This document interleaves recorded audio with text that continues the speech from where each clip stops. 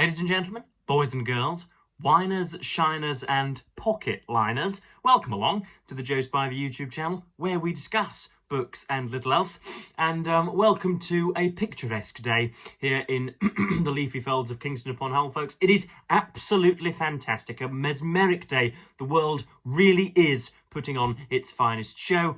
Would you believe that we are set to indulge ourselves and set to be lavished by 18 degrees Celsius temperatures by noon? That would be absolutely fantastic, wouldn't it? As I'm sure you can tell, I have been on a slight run this morning, so I'm rouged by decent exercise, by bipedal exercise.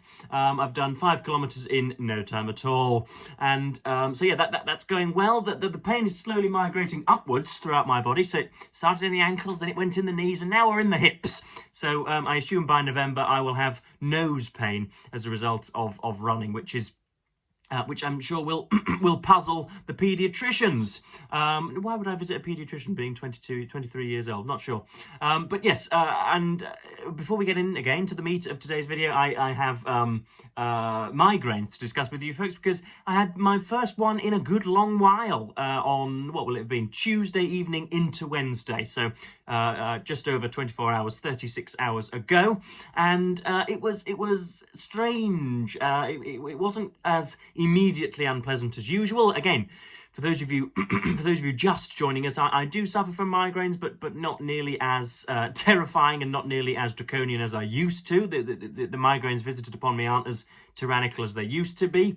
But what happens, it's strange, because I get a premonition, a sort of clairvoyant premonition. I get blocked vision, simply put. It's usually in the right-hand side, and it's usually, you know, what a sea captain might call in the middle distance, in the mid-vision or whatever, on the shoreline almost, right in the middle of the vision. And if I'm looking at, if you're looking at me now, I'll be able to see the left eye, but not the right eye, if you know what I mean. And slowly this sort of archipelago starts to bleed out. This iridescent archipelago starts to bleed out, and before long, about a third of my vision is foreclosed, is taken away from me, and my head isn't hurting at that point, but I know that the head will hurt, so the best thing to do is to lie in a darkened room with the eyes closed. And yeah, believe it or not, towards the evening I got a little bit better, managed to stomach some tea, didn't fancy much at all, and then and essentially spent the rest of the evening in the dungeon. But it, not as nearly as bad as previously feared, and so we're back. We were back fighting fit. We were back at 85 to 90% yesterday, and we are back fully fighting fit on this, the Lord's Thursday. So that's jolly good, isn't it? And yeah, I wonder if my new healthy ways are helping to abate the ferocity of those headaches, or whether it was just a randomly meeker one, a randomly tamer one, who knows. But today I have a very, very interesting topic to discuss with you indeed, and that is, hopefully, as the title reads out, one of book reviewing, because, as you know, I have been jobbing and scribbling away, trying to earn myself a meagre living as a result of my thoughts on books, and have been endeavouring to do so for some time. Unfortunately, the industry, the paying industry, the person who will line my pockets, as I outlined in my melodic introduction, the people who will line my pockets seem preternaturally inoculated against my brilliance, and are yet to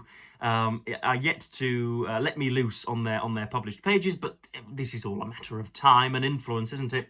But I have been enjoying doing so for 12 months now, and pride myself on the quality of my output. Now, the reason that I want to talk about it today is because I had such fun yesterday creating my book review, which is, of course, is yet unpublished, but shall be soon, I'm sure, in the fine journal Open Letters. Thank you for all of the gentlemen and the ladies over there with their brass buttons and their tiresome Americanisms who are letting me who are letting my words scribble and scrawl all over their pages. And I had such fun yesterday. I had such an amazing time. I was cackling like a Celt, if indeed Celts do cackle. There's a simile for you. But I had such fun, and if I can communicate and if I can force upon you just 1/3 of that enjoyment in your own book reviews or your own book writing, then my living shall not have been in vain. So yeah, I want to discuss book reviewing and how I go about it, and Essentially, I'm going to beseech and implore you to have a go at equaling me. Of course, you won't, because you are mere mortals who cannot scratch a sentence together for love nor money. But you can at least have a go, and you can have some enjoyable fun whilst you do so. So yeah, there are 4 headings for today's for today's video. We have procurement. We have the books themselves, we have contemporaneous note-taking, and we have those holy words. So yeah, four points to discuss. We have procurement first, and this is in many ways the most difficult because it can be hard, even though we have a great heft of information at our fingertips in the 21st century. It can be hard knowing on whose door to knock, and should we say whose thigh to grab? I don't know, that might be a bit much, but you know very well what I mean. How it is that you get books free in the post from publishers, perhaps 2 or 3 months before the actual book is set to sully the shelves in public. How is it that you get them through? Now, it helps. I mean, mine is an idiosyncratic way. It's not a nepotic tale, but it is slightly. Of course, I befriended and managed to slightly enamour Steve Donahue on YouTube, our great corpulent patriarch on there. And as a result, he himself implored me to have a go, or at least, elbowed me to have a go. And as a result, I was able to message the people involved in the book. So you have to go to the particular company. So there might be, I usually go onto the Waterstones website, which again in America is the Barnes and Noble equivalent. Find certain books that I might like to review, which of course take their cue from the stuff which I read in my free time anyway, free of charge. So I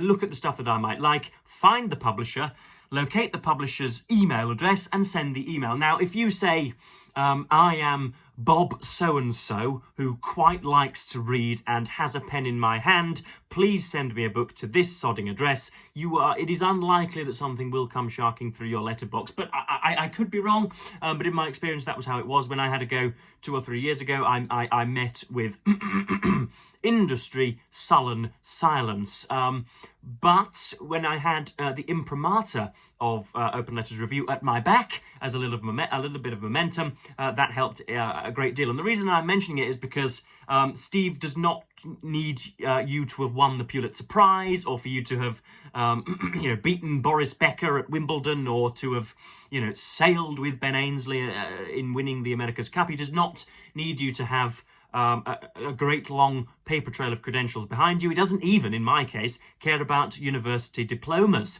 And so you can email Steve, and he will, I'm sure he will be more than happy to have you mention Open Letters Review in your prompt to the publisher. I usually say, hi there, my name is Joe Spivey. Do not give much information at all, because the people behind these these monitors are sociopaths, and so they don't care about you, and they would happily put a bullet through your skull just to earn 5% on the annuity. But that's besides the point. Don't faff with all of the frippery. Just say, I am a book critic. I should like this. I have been commissioned to review X title by Open Letters Review. I would be much obliged if you could send a review copy to the address listed below. Now, I probably send 15 of those out a month, and I get 5 or 6 of those books in return. So I have a completion rate, or a success rate, of about 33.3% recurring, which is pretty good. But some months it's 2 out of the 15, and some months it's 10 out of the 15. But that's how I get them. And sometimes, if it's something that is clamoured for and especially popular, most notable examples in myself would be Boris Johnson's autobiography, which was called Unleashed, and a little bit of a Johnsonian impression for you there, and Tom Baldwin's biography of Keir Starmer, which was published in the spring of 2024. They were so popular, and the publisher knew that they really didn't need to court the favour of middling mediocrities such as myself, so they simply didn't hand out the books, and so I had to purchase them myself. But the book was of such interest to myself, and I believe very many aspects of the reading public, that I didn't mind parting with 1 or 2 kopecks in order to get a copy and then review it. So that's procurement. It can be a difficult process and can be the hardest, because if you're not getting if you, heaven forfend, can't afford £10 or £15 per month for 1 or 2 new books, then you're going to have to rely on Royal Mail and the kindness of somebody working behind the desk, which of course cannot be ultimately relied upon. But as long as if you manage to get the books, then that's step 1 accomplished. Step 2 is the books themselves and how you are going to read them. Now, there are 2 ways often. I don't like it when somebody sets up a sentence in those parameters, but for ease of use, we're going to have to adopt it this time. There are 2 ways of reading a book, really. There is a critical way, and there is a sort of a gleeful, beaming, nonchalant way. So I really read critically most of the time, even when I am putatively enjoying, reading to enjoy. I can't really entirely remove my critical scarf. So you need to learn to read with a pencil in your hand, and you need to learn to annotate, even if it's complete dross that you are reading, even if it's Jacqueline Wilson or J.K. Rowling or Mr. Bombadou's Adventures in Malawi, or whatever the hell it is that you are trawling through this afternoon. Make sure that you have a pencil in your hand, and make sure you are adducing positives and negatives. Make sure that you are just apprehending the text and making sure that you're engaging with it, writing your own points, and then seeing where that takes you. And then when you are, again, of course, it very much depends upon the title, and so I don't want to be subject specific or whatever. I want to create an envelope here, but you want to, whilst actually reading the books and whilst engaging in contemporaneous note-taking, you must read for however long it is that you read, 45 minutes, an hour and a half, 7 hours, however long it is, and you must get to the end of the section and you must write 1 to 2 paragraphs, sort of blandly reiterating what it is that you have just read and comprehended, writing down any specific facts which you think might fail you later on, and then what I do is, so I write a block of text, and then I, as I go through, all of those annotations will be reviewed. So I've read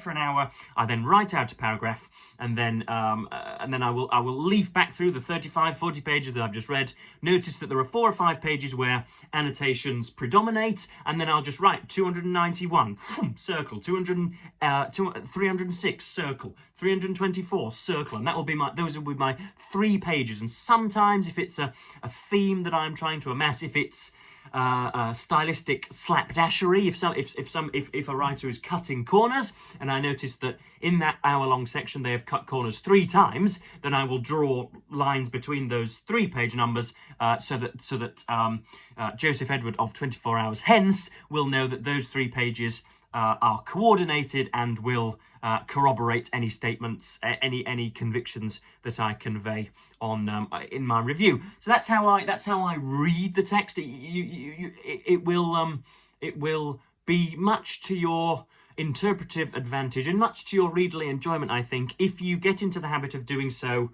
all the time. So whether you're reading Agatha Christie or Frank Herbert or Seneca or David Walliams, whoever the hell it is that you are thumbing through, please do make sure to have a pencil in your hand. Plus, it makes you look duly pretentious as well. So if you are reading outside of a bistro or a cafe, then you'll get some street cred as well if you've got a saber in hand, a graphite saber in hand. And then the last section is the most important, of course, and that's those holy words. Now I'm going to again, I'm going to sort of undo the bonnet here, and I'm going to let you into some of my processes and how I have something of an unswayable template, a template from which I very rarely deviate when discussing the book in question. So I begin with a snappy introduction, and this will be, I think, temperament dependent. If you are not a humorous or funny person, if you do not quip 3 or 4 times an hour, then it just might be that you somehow are not able to begin in a humorous way. But as I'm sure you can tell from the farcical nature of this damned booktube channel, I am a fan of, you know, a few jokes and a few quips. So I can always think of a few. So I always begin with a sort of snappy line, and I try and always make reference to the shoulders on which the giants on whose shoulders this book stands. So I mean, I realized that I haven't picked this up, but I was reviewing Suzanne O'Sullivan's book The Age of Diagnosis, but just for implementation purposes, we have Michael Sheldon's mid-noughties biography of authorized biography of George Orwell. It wasn't mid-noughties, was it? It was years and years and years ago that this was published. It matters not. First published in 91. But you must make reference to the books that have come before it. So if it's a biography of Orwell, try to mention. I'm assuming if you have even opened the cover that you have you have the first and second and third idea of who George Orwell is. Then you must look at his previous biographical treatment, if indeed you have that knowledge with you, or indeed how he is perhaps, you know, morphed by malefactors to suit their own political purposes, or how he is often misquoted, or how he has been held up as Lord knows what, a beauty of socialism, a great bond of socialism, whatever. Just make a reference to the books of the type which have come before. So I remember reading. I've got 2 examples of my introductions for you, so that we can. So that I can better illuminate you, because I realise that I'm not doing a typically brilliant job. I haven't taken any notes apart from the 4 headings, so I am flying by the seat of my pants slightly. But you must strap in for the ride, folks. So I read a book, just for example, called Westlessness by Samir Puri. It was subtitled The Great Global Rebalancing. Now, it so happens that Samir took exception to a great deal of what I put in this. All of these are available at Open Letters. This was published in, was it summer, August? July 23rd, 2024. And so I realised that Mr. Puri was going to have to be doing an awful lot of, making an awful lot of predictions in this book. If you're going to talk about the liquidation of Western hegemony in the world, then you're going to have to predict just how much supremacy China will have, and, you know, Iranian intervention, how Russia will fare, how South America will fare, and how all of those despotic and authoritarian blocs will coerce with the so-called free democratic United States. You're going to have to be doing an awful lot of predictions. So trivialize and satirize and joke around with predictions. That's what I tended to do. And so here's the beginning of these are the very first words. Soothsaying and fertiloquence ought to be regarded as money-grabbing opportunism in our scientifically sophisticated 21st century. Prediction is a mug's game. There's far too much cloaked clairvoyance, far too many recently widowed women told that their husband is on the mend, far too many infertile couples told to purchase a papoose in anticipation of a youngling. Whilst clearly taking heed of this nonsense, Samir Puri's new book, Westlessness, concerns itself with geopolitical hierarchies and a supposedly certain decline in the West's table-topping, without bothering to treat readers to any absorbing predictions whatsoever. And you can see there, the second part of my introductions, just tuck it in, no matter how raw, no matter how undeveloped, no matter how primary and infantile at this stage. Just tuck in a few adjectives of judgment straight away, just so the reader knows that so that the reader is aware of your opinion from a 30,000-foot spectacle, and so that they know that you are going to go into the weeds in the ensuing 500 or 600 words. And then, for example, another introduction that I will quote is mine when reviewing The Ministry of Time by Kellyanne Bradley, which I did not know at the time, but turned out to be quite the popular novel, and is, I think, has earned Miss Bradley some money, I should think, and I don't doubt that she has been commissioned to novelise some more. But this was my introduction. So the Ministry of Time, talking about time travel and sort of temporal expats. It so happens that there is a ministry in the British government that brings back people from the ill-fated Franklin expedition of the 19th century, people from the Somme and the Second World War, and people from other aspects of history. And this is, of course, a debut novel. And so I thought that I would, again, look at splenetic, frenetic, busy, and very startling debut performances and work them into the intro. So the literary world always takes great pride in its ability to foster talent. Out swagger the publishers in their mustard tights and fascinator hats, hoping to pipe the latest child from its crib. Will Self and Zadie Smith might strike us as the previous exemplars of this enfant terrible, scorching the stage with their highly wrought impropriety. Callie-Anne Bradley's debut novel, The Ministry of Time, pullulates with the same verbose eccentricity and eager brusque revolt observed in White Teeth and The Quantity Theory of Insanity, without ever convincing us that the world under inspection can exist. There you are, once more. I must give up the fags. You can see there that I managed to again, sort of doss about with the reader and make sure that any repose in which they dwelt before reading, before they embarked upon that particular review, is utterly upturned. Make sure that if they were relaxed and if they were expecting a dull review, make sure that they are convinced otherwise. The worst thing that you can be, the second worst thing than incorrect is dull. So I would much rather be fallacious and utterly misguided and ill-begotten. I would much rather be all of those things than dull and enervating. So please try and be exciting. And then there's the overall structure. So you've got the introduction, and many people think that you have to cite Cicero or Foucault or Jean-Paul Sartre. Quite why it is that I'm vying for French philosophers in my extempore examples, I just don't know. But people think that you have to quote A.I. Richards or Harold Bloom, or you have to access a particular school of thinking. You do not do that, especially if you're fortunate enough to write for Open Letters, and therefore your word count is reduced to about 800 words. That does a great job of condensing everything, and it places a greater value and efficacy almost on each individual word. So I go from the introduction and I simply pick usually 3 or 4 things that have cheered me, that have impressed me, that have appalled me, that have disgraced me, that have intrigued me throughout the book. So George Orwell by Michael Sheldon. Right, okay, well, Sheldon talks an awful lot about Orwell's life in Burma with the Imperial Police and about the dissonance between a young socialist or a young man of free spirit who was simultaneously whipping the Indians. Isn't that interesting? One quotation with that.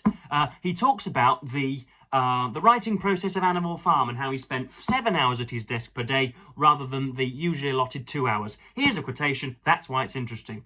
He talks about him being shot through the throat in the Spanish Civil War and says that it wasn't nearly as fatal as, or doesn't imply that the event was as lethal for Orwell as 7 or 8 of his biographers have done beforehand. Here's a quotation, here's why it was interesting. Michael Sheldon is a beautiful stylist and really does wrap his brain around the language and manages to convey information and also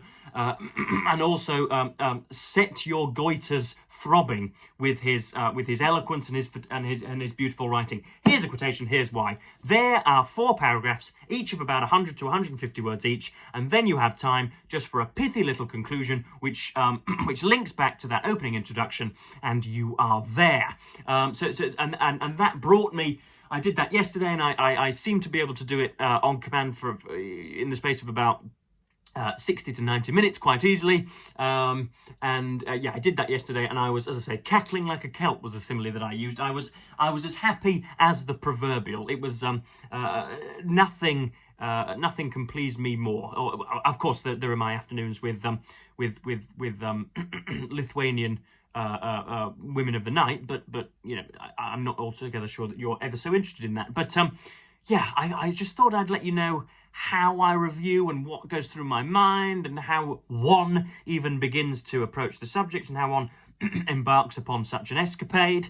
Any of you suffering from what is rather lazily termed imposter syndrome on the internet should discard that instantly, or indeed sort of countenance and face and tolerate your own inferiority and work and read and write so that your inferiority slowly dissipates. That would be the piece of advice that I would give you.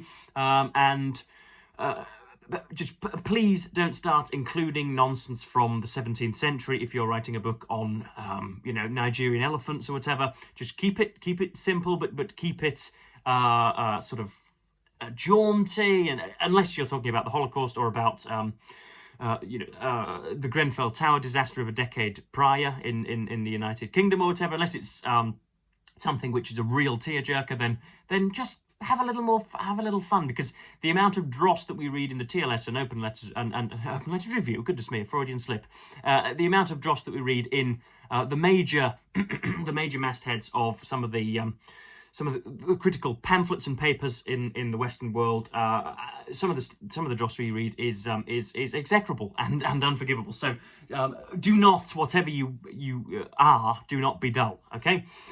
So yeah, I think that's 25 minutes. I don't know how it is that I have managed to chance it for that length, but I have. I've been reading Walter Scott's Ivanhoe, 10 to the dozen, and so I'll be coming with a review soon, I hope. But yeah, in the meantime, I'm just going to be enjoying this gorgeous weather. Please do let me know if you've enjoyed my reviews in the past, if indeed you have ever considered doing a formal book review, not one on Goodreads, not one on the internet, not one on Instagram where you talk about the nonsense of the steakhouse in which you read the book rather than the contents of the book itself. If you are snarky and tetchy and overly personal, then the readership will will run a mile. So yeah, I'm just about going to cease and desist now and go and enjoy some more of Walter Scott's Arthurian madness, Anglo-Saxon madness. So yeah, please do let me know if this video has inspired you. It almost certainly hasn't. Please let me know if any of the tips have been helpful. But other than that, as per usual, I'm going to thank you all ever so much for watching and bid you a fond farewell.